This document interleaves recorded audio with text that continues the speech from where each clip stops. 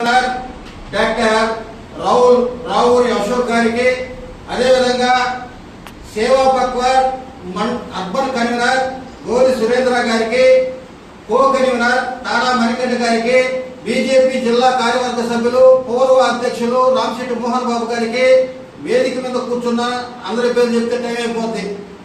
వేదిక ముందు కూర్చున్న నా ఆత్మీయ బంధువులకు అందరికీ చేతులెత్తి నమస్కరిస్తున్నాను. ఇదేం లేదు, సింపుల్. ఇది రాబోసారికి ఐదో మండలం.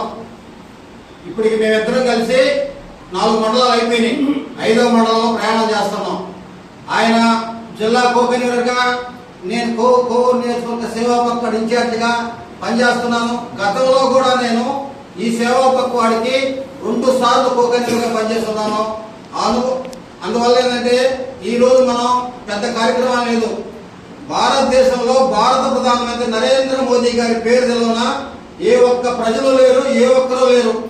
గ్రామాన మూలన ఎక్కడ పోయినా సరే మనకు పేపర్లు లేకపోయినప్పటికీ, మనకు మీడియాలు లేకపోయినప్పటికీ సోషల్ మీడియా ద్వారా, అదేవిధంగా నరేంద్ర మోదీ గారు చేస్తున్న అభివృద్ధి పథకాల ద్వారా ప్రతి ఒక్కరి గుండెల్లో నరేంద్ర మోదీ గారు ఉన్నారు.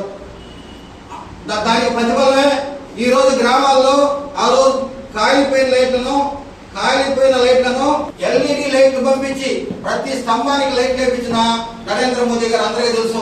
అదేవిధంగా 14వ ఆర్థిక సంఘం నిధులు గతంలో ఎంపీడీఓ ఆఫీస్కి వచ్చాయి, జిల్లా పరిషత్ ఆఫీస్కి వచ్చాయి. గ్రామాల అభివృద్ధి చెందాలా, గ్రామాల అభివృద్ధి చెందితేనే దేశం అభివృద్ధి చెందని చెప్పి నేరుగా ఆ 16వ ఆర్థిక సంఘం నిధులని సర్పంచుల అకౌంట్లు వేస్తున్నటువంటి ఘనత నరేంద్ర మోదీది. అందువల్ల కూడా ప్రజాప్రతినిధులందరికీ నరేంద్ర మోదీ గారు తెలుసు. అంతేకాదు ప్రపంచ దేశాలని కరోనా మహమ్మారి గడగడలాడిస్తే దాంట్లో భారతదేశంలో కూడా కరోనా వ్యాపించి లాక్డౌన్ విధిస్తే ఆ లాక్డౌన్ లో ఏ ఒక్క నిరుపేద కుటుంబానికి చెందిన వారు వస్తుండకూడదు. ఏ ఒక్కరు బయటకు వచ్చే పరిస్థితి లేదు. బయటకు వస్తే పోలీసులు కేసులు కడుతున్నారు. అందరూ ఇళ్లలోనే ఉంటే వాళ్ళకి భోజనాలు జరగదని చెప్పి అన్న గరీబ్ యోజన పథకం ప్రకారం తెల్ల రేషన్ కార్డు ఉన్న ప్రతి ఒక్కరికి 5 కిలోల చొప్పున, కార్డులో 5 మంది ఉంటే 25 కేజీలు, నలుగురు ఉంటే 20 కేజీల చొప్పున అన్న గరీబ్ యోజన పథకం కింద ప్రతి ఒక్క రేషన్ కార్డుకి నాటి నుంచి నేటి వరకు ఉచితంగా బియ్యిస్తున్నటువంటి నరేంద్ర మోదీ గారు అందరికీ తెలుసు. అంతేకాదు ప్రపంచ దేశాన్ని గడగడలాడించిన కరోనా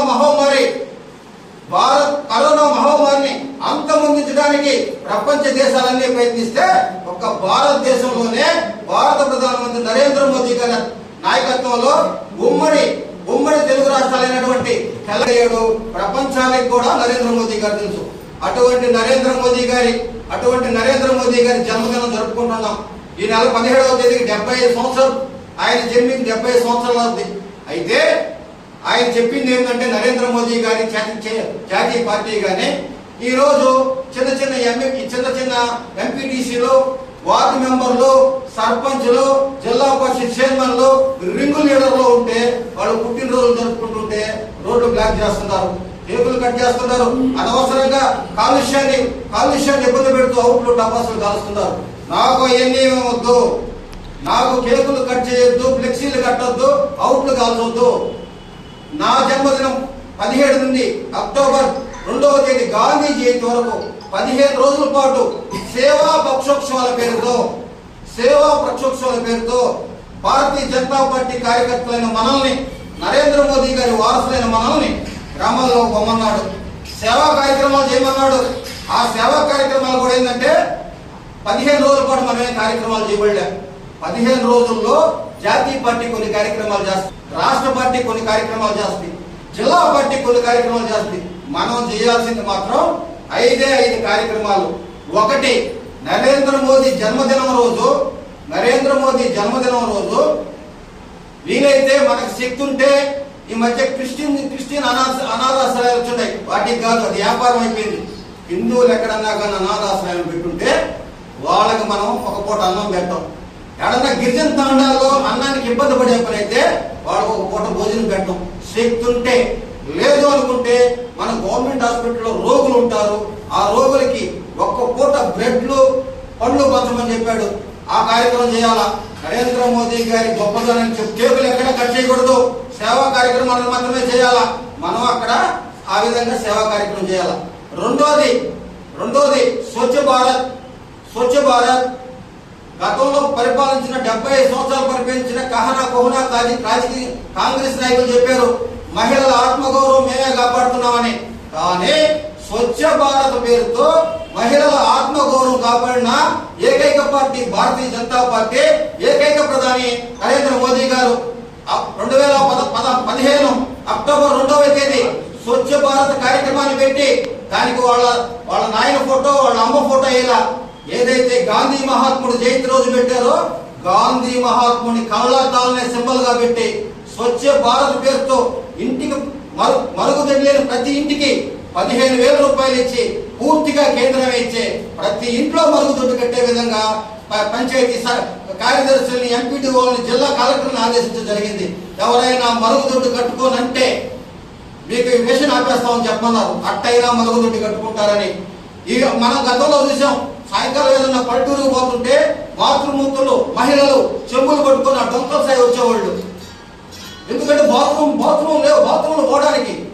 ఈ రోజు ఆ పరిస్థితి లేదు. నరేంద్ర మోదీ గారు ప్రతి ఒక్కరికి బాత్రూమ్ కట్టించాడు. నరేంద్ర మోదీ గారి కేంద్రం నిధులతోనే బాత్రూమ్ కట్టించాడు.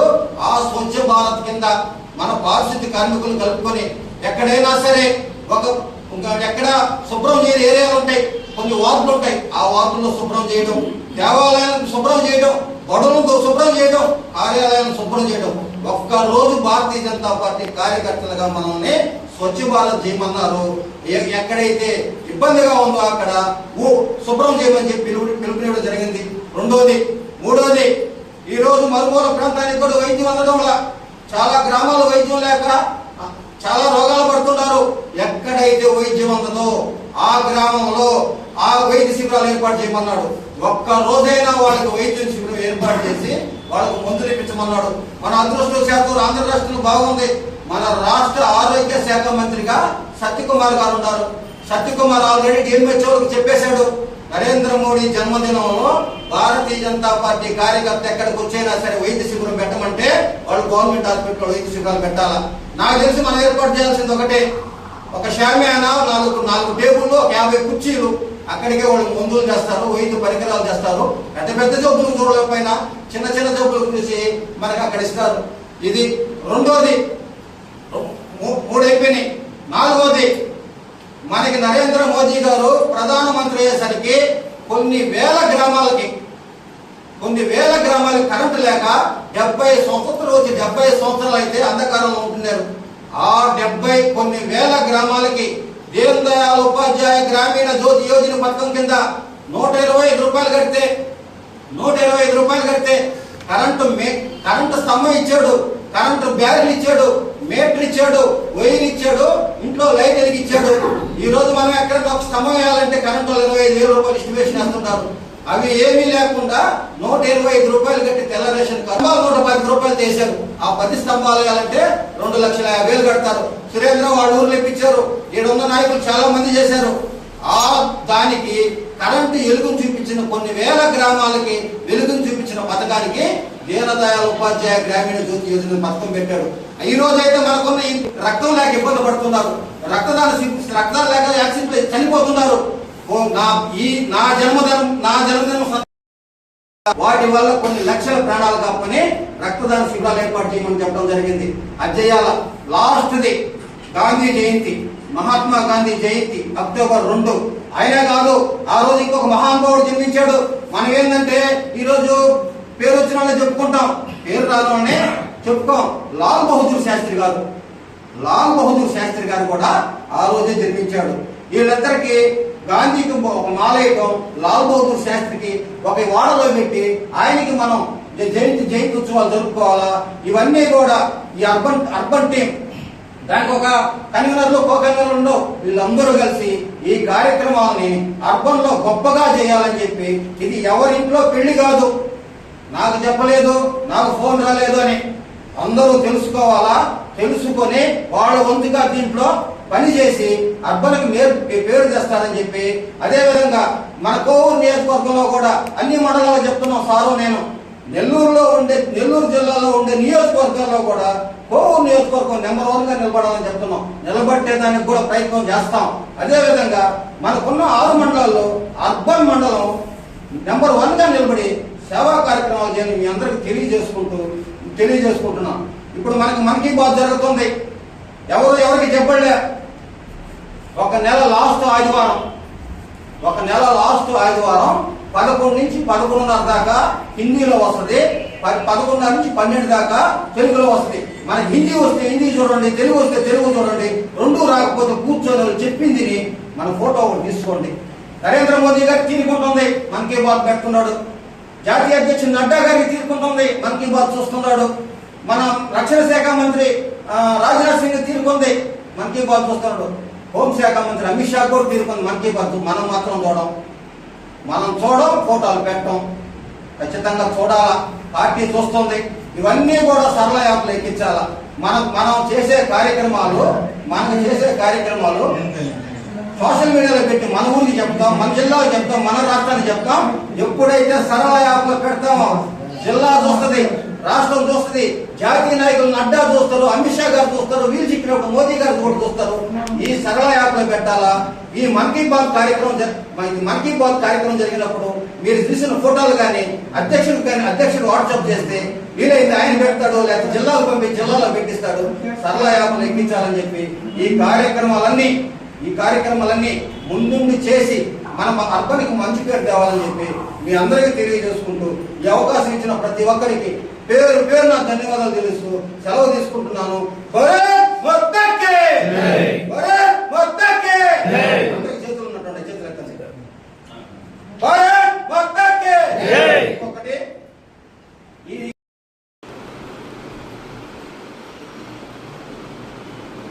శాంతి మంత్రం చెప్తాను. ఓం సర్వే భవంతు సుఖినః.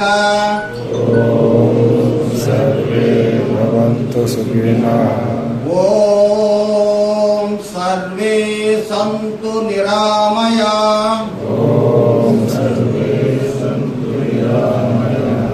ఓం సర్వే భద్రాని పశ్యంతు.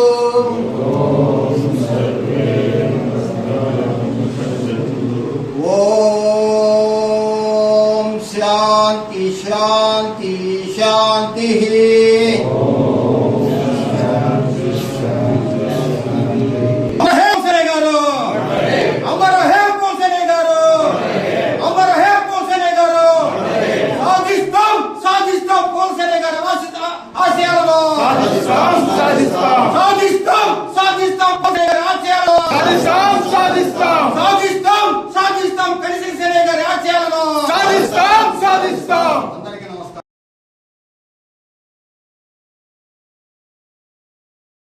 నలుగురు ఐదుగురితో చెప్పి ఇంట్లో వస్తువులు మార్చండి అని చెప్తే చాలా హ్యాపీగా ఫీల్ అవుతాం. ముందు మనం మారుతాం, మన ఇంట్లో మారుతాం.